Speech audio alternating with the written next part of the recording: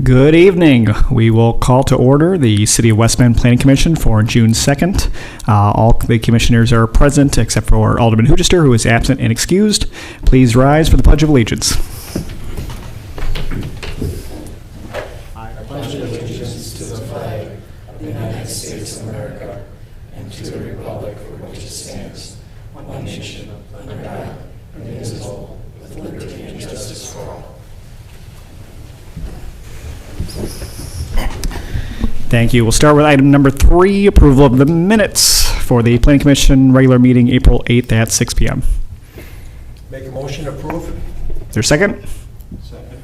Thank you. Any discussion or corrections? Seeing none, all those in favor signify by saying aye. Aye. Any opposed? Wonderful. We'll move on to 4A1 under 2020 Comprehensive Plan.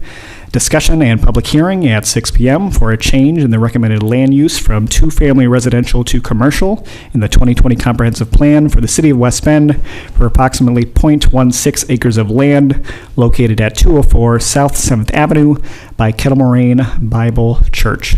If there's anyone from the public who wishes to speak on this item, please step up to the podium, state your name, address, and let us know what's on your mind.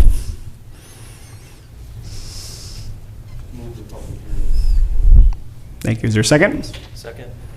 Any discussion on that? Seeing none, all those in favor signify by saying aye. Aye. Aye. Any opposed? Wonderful. Then we'll move on to a discussion. Jim. Back in February of this year, the Planning Commission reviewed the request to change the land use and the zoning for this parcel for 204 South 7th. The applicant is Kettle Moraine Bible Church, and they've outgrown this site, so they're actively looking for a larger building, and they're also trying to currently sell the site, and they've been having issues trying to find a user for this building. The property is zoned RD2, 2-family residential, and the churches are permitted within these residential districts, so that's why they have a permitted use in that district. But given the actual building construction and the use, and along with the residential use of that building, wouldn't be conducive with that with the zoning that we have there. So they've requested the commission to consider changing that land use from residential to commercial to help facilitate with the sale of that property. The surrounding area around this property is single family, a mixture of single family and 2 families to the west, south, and north, and a mixture of commercial and residential uses to the northeast. The mix of uses for this area, and then they also have the institutional use to the east, which is actually the library. Given the mixture of uses and the type of the building, they're requesting the change to the commercial use, and they would also request that as the zoning be changed from the 2-family to B5 neighborhood office and commercial district, which would be a possible use. The property owner is requesting this change, and if the plan is endorsed to the commercial use, then the zoning would change from the 2-family to the commercial use of B5. A public notice was published in the paper for the West Bend News, also posted at City Hall and at the library, and then all property owners within 200 feet were notified of the public hearing. Staff received general inquiries, and we had 2 specific individuals that called on the property. One of the owners within the 200 feet was opposed of the change due to the permitted uses that were allowed in the B5. The other individual was just more in tune to finding out what was permitted in there, and he didn't have a set stance of for it or against it. He was just trying to obtain more information. So if the commission would find that this land use change would be an acceptable alternative to the current land use of 2-family, we would ask that the commission grant approval of this, along with approving a resolution acknowledging the change, and then this would also be forwarded over to Common Council for their final action on the on the proposal. Thank you. We'll open it up for discussion if there's any questions for Jim. Jim, just a quick question. I mean, are we looking at like hair salon? Do you think would go on that corner? I mean, it's not, there's enough there, I know already, but. Yeah, under the B5, I don't have all the uses, but I know we could have some kind of specialty shops in there. They do allow clinics in there, dental clinics, chiropractic clinics, medical clinics, type thing. I believe like beauty salon or salons and stuff like that. I believe that's a conditional use under there, under the B5.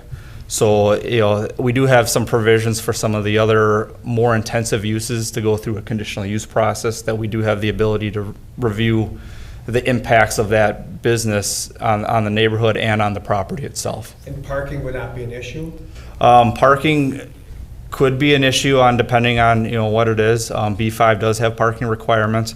This site does have minimal area for parking and would end up relying on street parking. Okay. Any other questions for Jim? Otherwise, I'd be looking for a motion on the resolution. I'll make a motion to approve the resolution. I'll second it. Thank you. Any other discussion or questions? Seeing none, all those in favor signal by saying aye. Aye. Any opposed? Aye. Thank you. We'll move on. The next three items all have to do with each other. So we'll take one public hearing. I'll read off each of these items before that, and then we'll have a discussion and look at the separate actions that need to be done. So the first item is under B1 Conditional Use Permits is CU-20-006, a public hearing at 6:01 p.m. for request of conditional use permit to allow work within the floodway and flood fringe overlay districts for land disturbing activities, bore pits and trenches, for the reconstruction and relocation of the public utility facilities for electric, gas, and communication along on the west side of the Milwaukee River, extending from the south side of West Washington South Street south to north side Veterans Avenue. The applicant is AT&T Wisconsin. Agent is the same.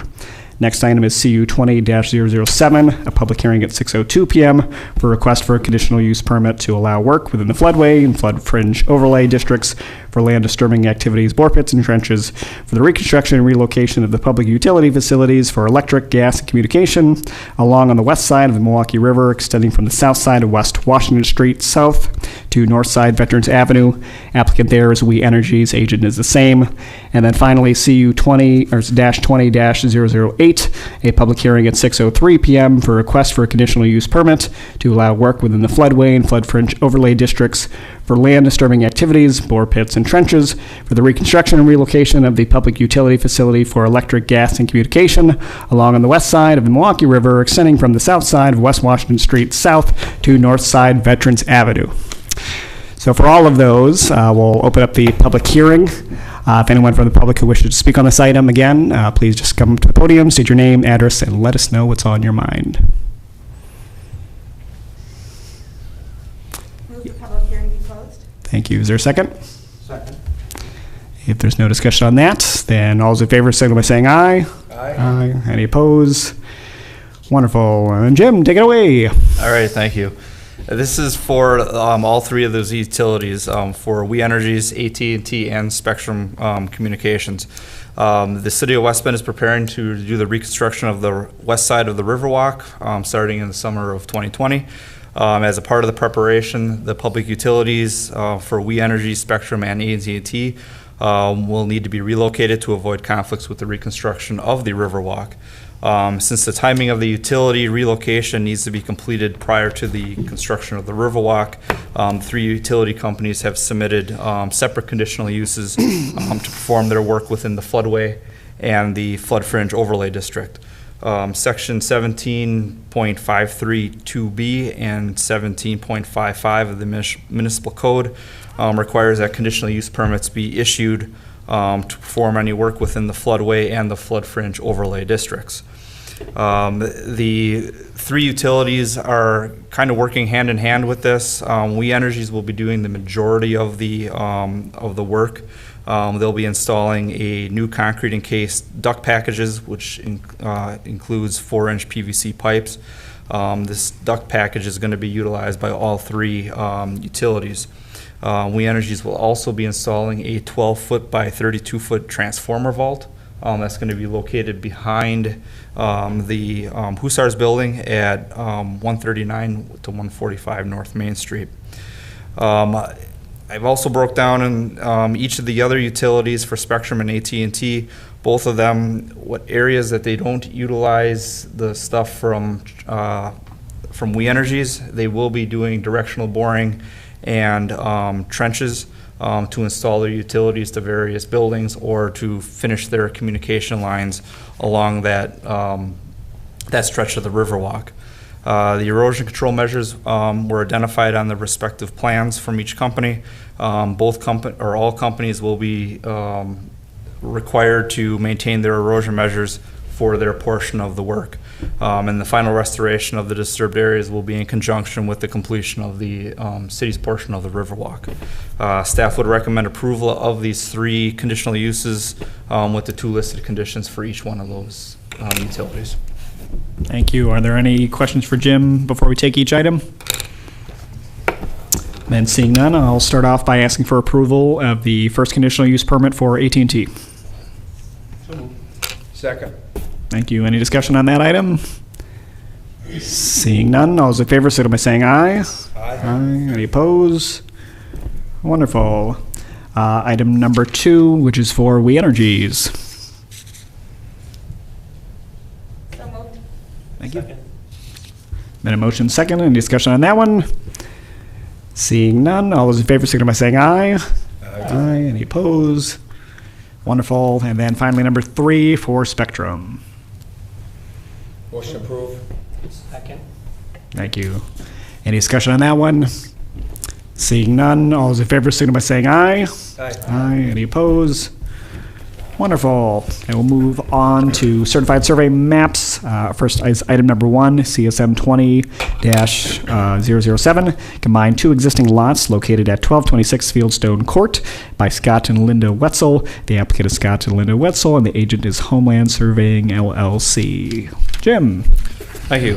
This certified survey map is located at the 1226 Stonefield Court. The property owners are requesting to combine 2 existing lots into one for future improvements to the lots. The 1.05 acre lot is zoned RS2, single-family residential, and conforms to the zoning code requirements. Staff would recommend approval of the CSM with some minor technical corrections prior to getting signatures and recording. Thank you. Any questions for Jim? Otherwise, I'll be looking for a motion. Motion to approve. Second. Thank you. Any discussion? Seeing none, all those in favor signal by saying aye. Aye. Any opposed? Wonderful. Move on to item number 2, CSM-20-008, 1 lot certified survey map dedicating 50 feet of right-of-way located at South Main Street by Home Path Financial LP. Applicant is Home Path Financial LLP. Agent is Tony Zanin. Jim. Thanks. This certified survey map is located on the south side, or on South Main Street, across from Space Street, just south of 2605 South Main Street. The purpose of the CSM is to actually plat the property. This was an unplatted piece of land. The certified survey map is dedicating 50 foot of right-of-way for South Main Street.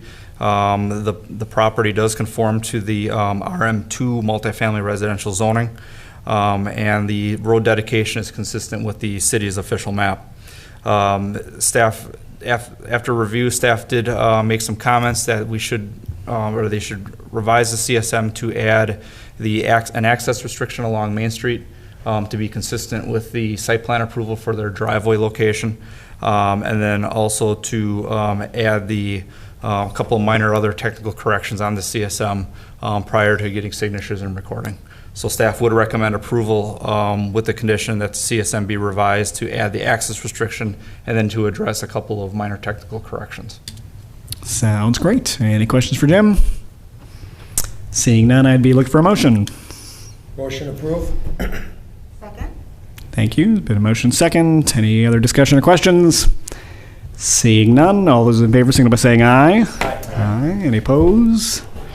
Wonderful. Moving on to item D, site plans, and item number 1, SP-20-006, site plan for a 94,700 square foot industrial building located at 3855 South River Road by Milwaukee Tool. The applicant is Milwaukee Tool, and the agent is Stephen Perry Smith. Jim, take it away. Thank you. This site plan is for the 90,700 square foot industrial building located on South River Road. This is within the West Bend Manufacturing Center, currently being developed by the city in tax incremental district number 14. The initial phase of this development is occurring in the western half of approximately 22 acres.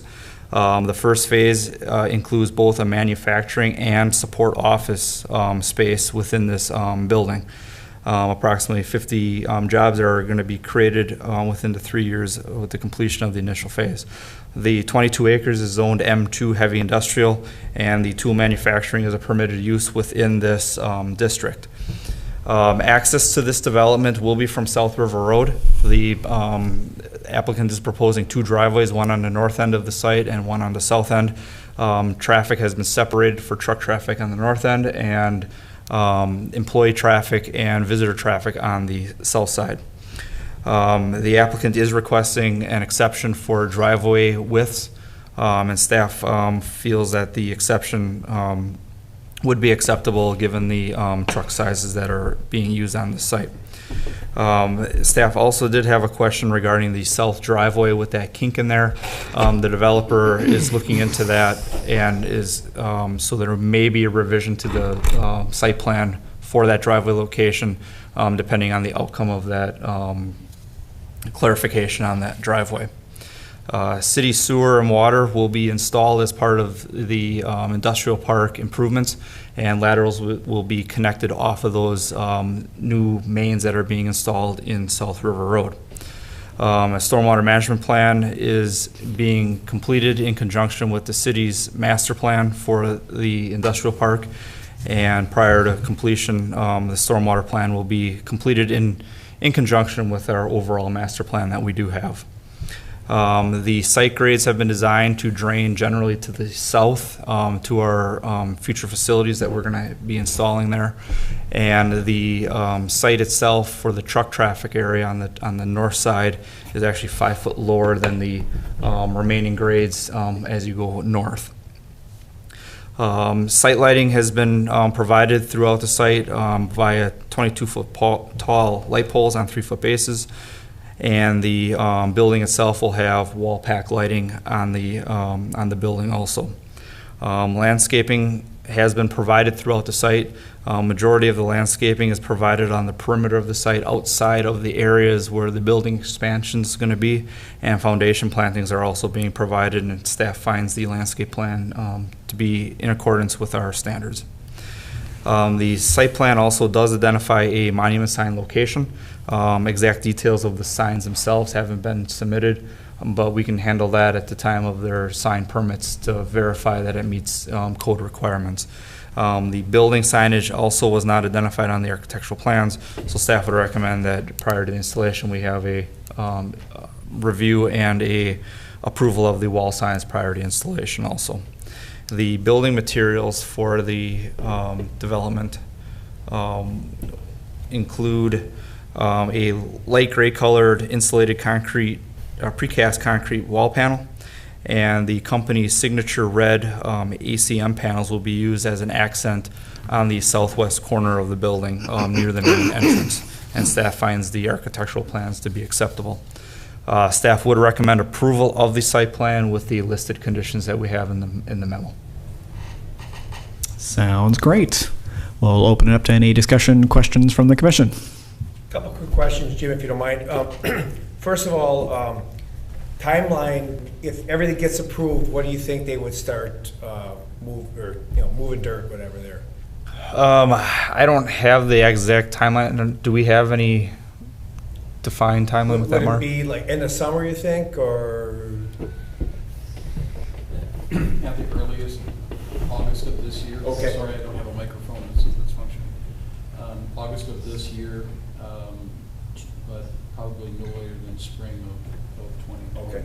And I see again, I look at stuff like that, they're planting, this is phase one of that development. I see they're planting the fields to the south.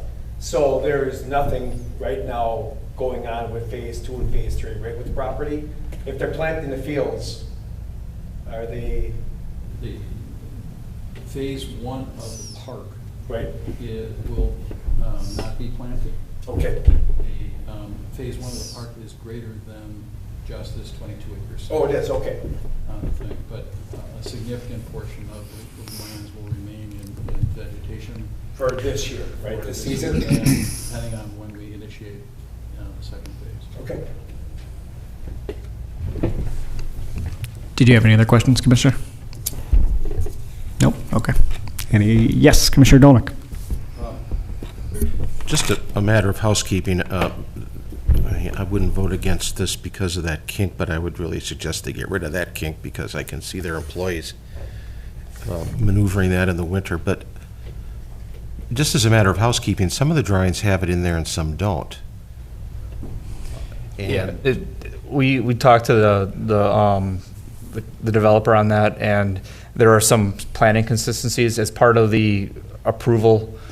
We asked, that's why we're asking for the clarification on the kink. We're not sure if it was to avoid a conflict with some utility poles or if it was a traffic to help, to discourage truck traffic to try to come in there since there's no interconnection. Sure. So that's why we had the question and the clarification. So as a part of the site plan revision, we would have the plans cleaned up that they're all consistent throughout. That's what you meant by the clarification then? Correct. Gotcha. All right. Great. Is there any other questions or comments? Otherwise, I'll be looking for an action. I make a motion to approve. Seconded. I should clarify, Jim, you're looking for a motion to set a public hearing. I'm sorry, no, you're not. Action. I'm skipping ahead, sorry. Action to approve, yes, thank you. Is there a second? Second. Thank you. Is there any other discussion or questions or confusion like me? Then seeing none, all those in favor, signal by saying aye. Aye. Any opposed? Wonderful. I'll just take a moment quick to thank Milwaukee Tool for choosing West Bend. Great. It's amazing when a company like that obviously chooses our community. It bolsters our economy. You're employing our workforce, and we're very proud and honored to see that. So thank you very much. And with that, I'll move on to item number E, discussion items. Number 1, discussion and recommendation to set a public hearing for a change in the recommended land use from multifamily residential to industrial in the 2020 comprehensive plan for the city of West Bend for approximately 6.2 acres of land located on the east side of University Drive, approximately 1,200 feet north of West Decorah Road by Department of Development. Jim, go ahead. Thank you. So Jim Emmer, on behalf of Dr. Gibson, the property owner, has submitted a request for a consideration of the comprehensive plan change and a zoning change for 6.2 acres. The property is located between University Drive and US Highway 45, just north of Decorah Road.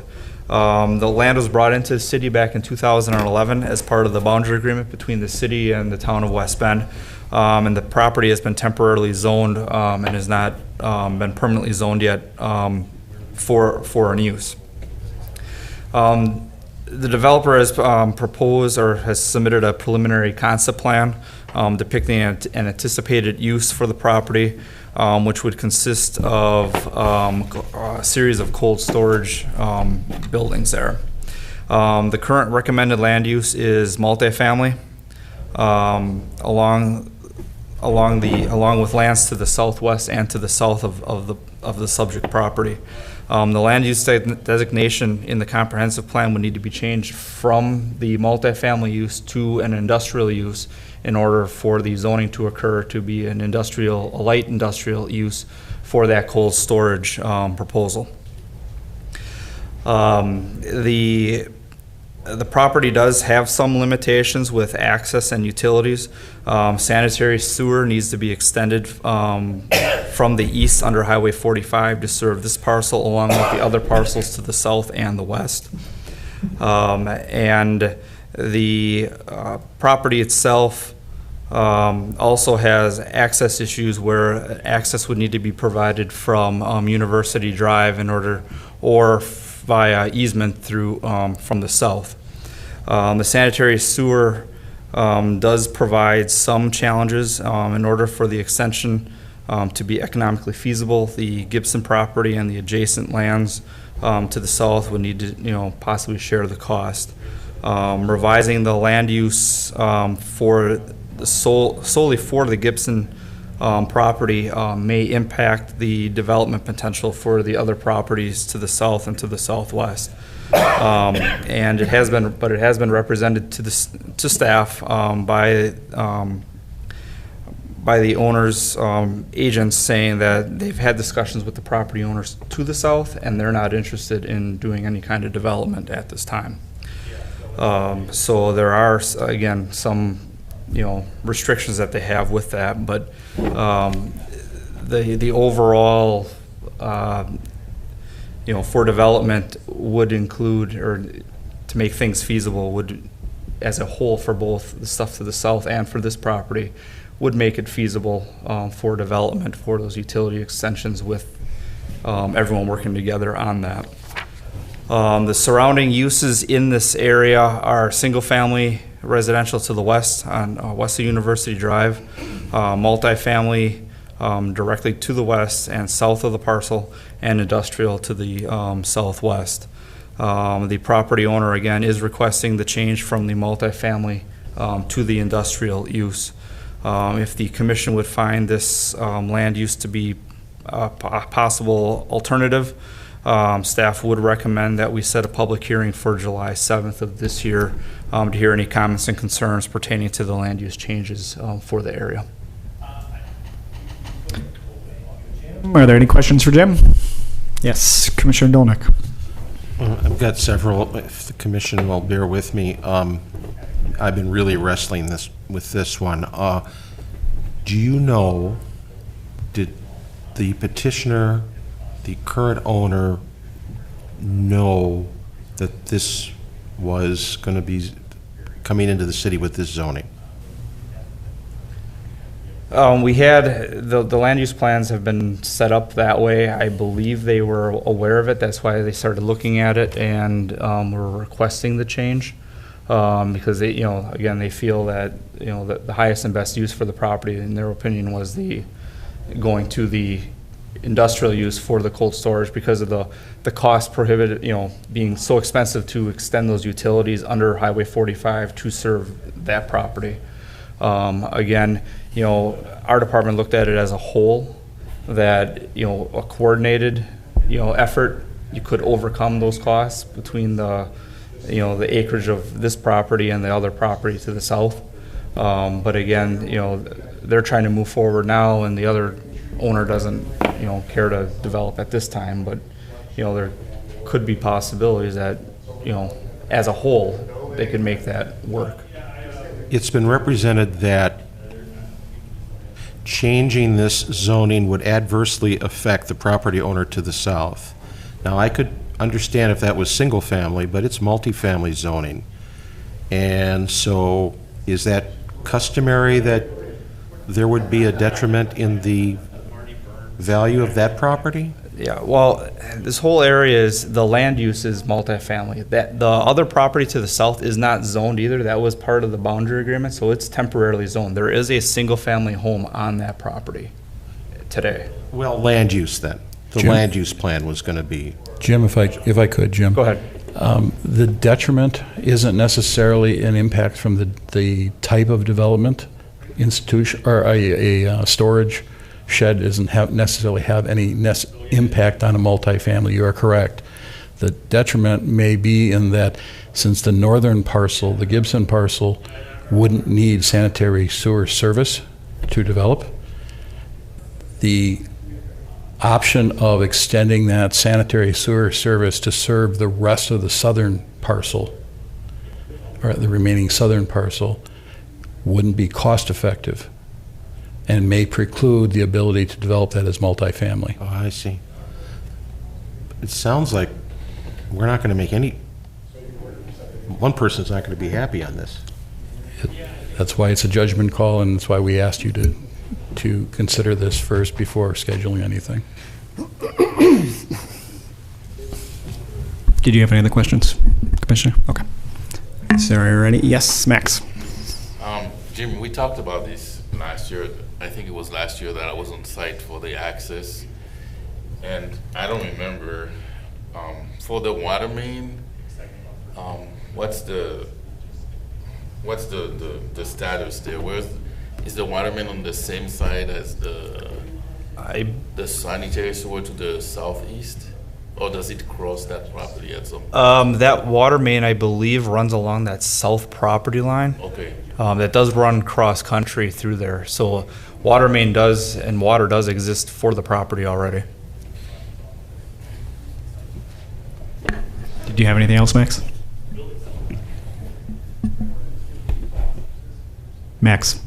Sorry, did you have anything else? I was just checking. Oh, no. Okay, sorry. Thank you. So to be clear, the negative impact associated with the property to the south is the cost of developing the sewer? Yeah, the sanitary cost to extend it under 45, extend it to serve this property, or the southern parcel, and the Gibson parcel is extensive. It's larger than what would typically be required. There's also no other lands that would be benefited by that sanitary extension. The lands further to the west are the old Johann Pit, unsuitable soils. Even the owner doesn't know what's all in there. It's at an elevation that's greatly lower than these two parcels. To the south is another gravel pit, and the chances of that developing are minimal. And to the west of that, you have what's essentially conservancy lands in the Girl Scout camp or existing single-family homes. So the amount of benefited property for a sewer extension is greatly reduced. If you take it down by removing the need for the sewer, by putting a cold storage on that northern parcel, you're further reducing it. It may not be cost effective for them to extend, which means you'd be looking at a similar type of request for a change in use. So really the properties are somewhat linked together. You would not have to make action at this time on the other property. You could leave that option open. Maybe things change in the future depending on costs and the rest. But I wanted you aware of it, that the decision on this one does have an impact on the adjoining property. And at this point, we would just be looking at setting the public hearing, correct? Correct. Tonight's recommendation would be if the commission feels that this would be an acceptable alternative, that we could take it and set a public hearing to hear any comments and concerns from the public for that 6.2 acres. Got it. And if there's no other questions, I'll be looking for that motion. Thank you. Second. Any other discussion or questions? Seeing none, all those in favor of setting the public hearing, signal by saying aye. Aye. Aye. Any opposed? Thank you.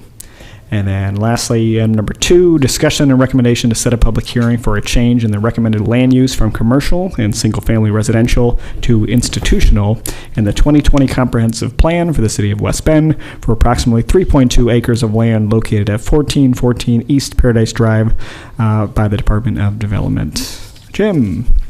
Thank you. A development group again has approached the department and asked the commission to consider a comprehensive plan change for the land use and the zoning for approximately 3.2 acres located at 1414 East Paradise Drive. It's the northeast corner of River Road and Paradise Drive. The request is to consider the change from commercial to commercial and single family to institutional.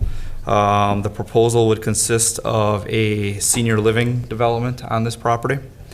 The surrounding uses in this area are multifamily residential and open space to the north, single family residential to the east, commercial uses to the west, and town agricultural uses to the south, and also some agricultural lands that are in the city at the southwest corner.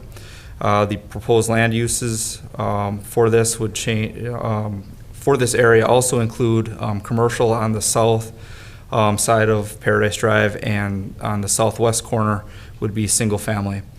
Given the existing land uses and the proposed uses in the area, an institutional land use could be an appropriate alternative and compatible with the other commercial uses in the area.